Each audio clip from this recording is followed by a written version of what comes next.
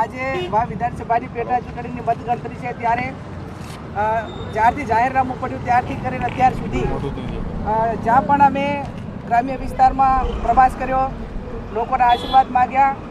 છેલ્લા 7 વર્ષથી હું ધારાસભ્ય તરીકે અનેક ગામોમાં જઈને નાના મોટા કામો કર્યા અને કાયમી પરિણામ કોઈ પણ પ્રકારનું આવે પણ અમારો કાયમી લોકો સાથેનો નાતો લાઈવ રહ્યો છે. કાયમી જનસંપર્કમાં રહ્યા છીએ. એટલે વાવ વિધાનસભાના મતદારો, સર્વ સમાજના મતદારો કોંગ્રેસ પાર્ટીને આશીર્વાદ આપી અને કોંગ્રેસની હેલ્પ નોંધાવશે. અમે એ બાબતમાં કાંઈ લાભ માનતા નથી. એનું કારણ કે અમારી 24ની ચૂંટણી હોય, 22ની હોય, જનતાનો આભાર વ્યક્ત કરવાનો હોય અને સાથે રહીને જીત્યા પછી કોઈ પણ પ્રતિનિધિ એ કોઈ પક્ષનો નથી હોતો. એ સર્વ વિસ્તારના તમામ સમાજના અને સર્વ સમાજના મતદારોને નાગરિકોનો હોય છે.